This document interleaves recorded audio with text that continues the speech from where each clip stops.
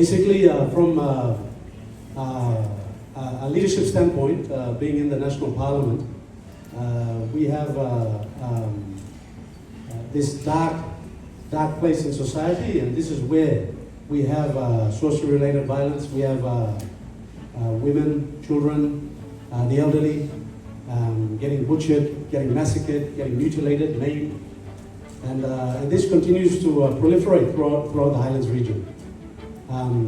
When we look at the statistics, and these are the statistics that have only been recorded.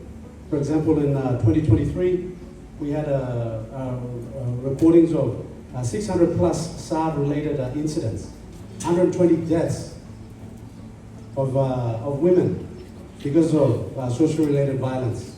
And when you look at the human cost of the displaced families, the orphans, the widows, we can't put a value on the human cost of what this scourge has done to families, to communities throughout Papua New Guinea.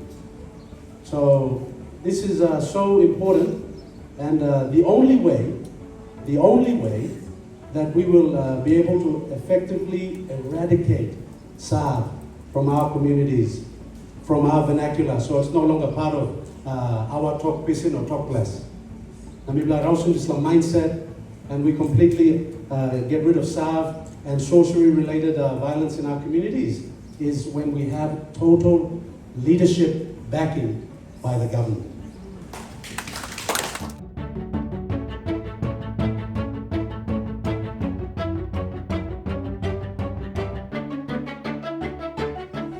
Okay, let's look at what happened in America, where they call it the Salem witch hunt. So this happened in 1692. The year was 1692, so it's a couple of hundred years have passed. Generations have gone past that point when they caught these women, called them witches, and they strung them up and they hanged them. So the number was 20, just 20. No evidence, but just mass hysteria, famine, anxiety, social disillusion, and they look for a scapegoat. They look for somebody to blame. So they look for the most vulnerable in society, and they targeted the women, and they strung them up and they hanged them, and they died. In medieval Europe, tens of thousands of women were called witches, and they were killed. So people must ask him, white man am come also lab, lo plus Europe nam come, okay, I'm colonizing Australia. Australia, you know about the story of social related violence. All but one Sangoma Merina, all Kilimanjaro, Tasmania, all Kilimanjaro, Brisbane, all Kilimanjaro, New South Wales, you know about it. After this, something will come up to America, now America to you know about it. Modern day United States of America, so there's a social related violence, and they strung a lady up because she was a witch. She was practicing black magic, and they killed her. Doesn't happen. It doesn't happen, and this is why it doesn't happen. Because they have the mechanisms in place and the political will to completely enforce the law. To completely enforce the law. They're not going to tolerate this kind of nonsense. This kind of belief system. This kind of primitive barbarism. They're not going to tolerate it. It's a zero tolerance. And you can see it's reflected in the standard of living, in how they're safe, in the quality of life, in how women are so different in these communities to what they are now in Papua New Guinea, especially in the rural communities of PNG. So, if we're going to go past this total human atrocity, where we accuse someone of being a sorcerer, of being a witch, of being a sanguma, and we completely just destroy their way of life, we just create total upheaval in our communities, and then we try to justify it. This is because in society now, we have so many weak men in society. Weak men who can't stand up against the grain, who can't maintain peace and order in our communities, who can't keep our women and our girls and our elderly safe. We've got a leadership crisis inside the country. Also, by looking, plan the up and you go, plan the geli pula. All man on the field was son up strong. On the field to talk out and talk straight. Okay, now but this stuff you be declared so people want to get country. You need contumace. Contumace. People come up tribe of mama hypocrite. Tam people kirab no people to go, people Christian country. The Bible kirab no talk, thou shalt not kill. But people Christian country. Look at many sangumai, kill it. Beginning of sangumai, kill it. Lapun yang bolson na now I'm story na one ka beginning puna no lapun mere me go something lapun mane me go something kill it. So unless all man all start looks away, Naksim is the strength to talk to, and this comes back to everybody. It's everybody's business. Members of parliament, church pastors, youth advocates, leaders in community. If you're not serious about saying we're going to work to eradicate this scourge once and for all in this generation, it won't happen. This lakain, all Australia bakadam dog, she'll be right now, just kick the can down the road. It's all right. Tomorrow's somebody else's problem. Tomorrow somebody else will fix it. What about now? What about the present? What about you? What about me? So this really profound sense of responsibility and accountability for the safety of our women and girls, for our elderly, for our future. You can't pass the buck.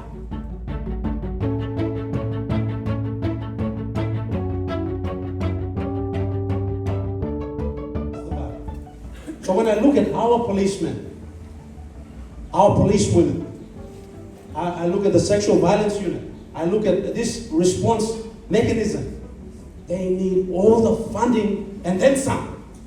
Yes. That's what they need. So members of parliament, they've got to come down and they said, what can we do to stop this? Everybody that's involved in any decision making involving the financial resource allocation of the country must get up with them. Enough now. No. We've got to stop this nonsense now. Now time will get up the talk, but you look at it all changes. It all changes. Now you look around, we just walk outside, bird of paradise. Now we just walk outside these walls.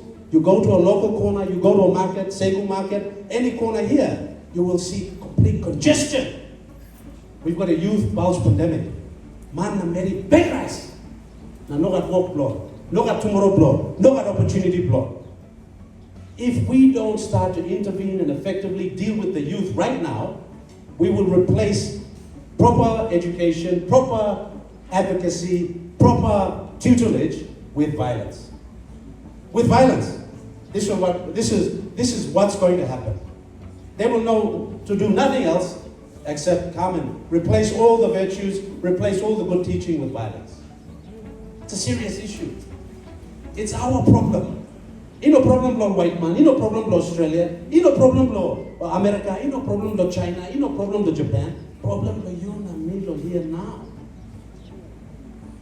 So that sense of urgency and that call to action, if it's not pervasive and if it's not across the board, then everybody who's a member of parliament are kidding themselves. As the legislature, as those that pass laws to make the country better, what are you doing about effectively allocating national resource from the budget to make sure that the police personnel and all these institutions and organizations on the front line have all the equipment, facilities, resource, and manpower to effectively go and deal with this? That's how we demonstrate that we're serious. So basically for me, I thank you for the report that you've done. My job is to simply escalate. I'll escalate.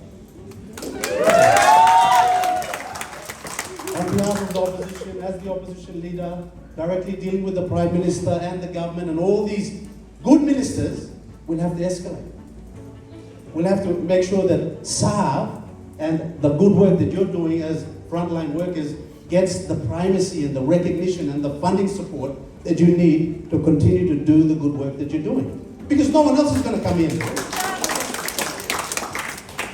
So I'm very humble, I'm very privileged, coming from a district that continues to struggle with this sorcery-related violence.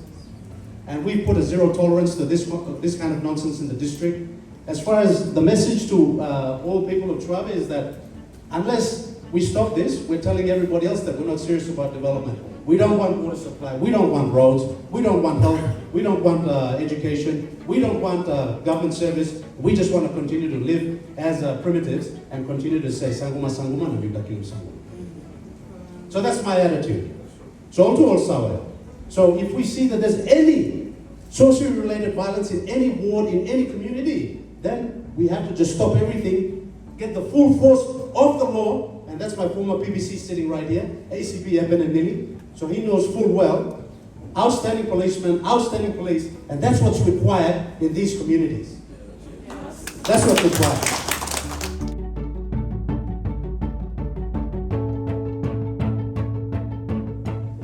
In closing, it's like this.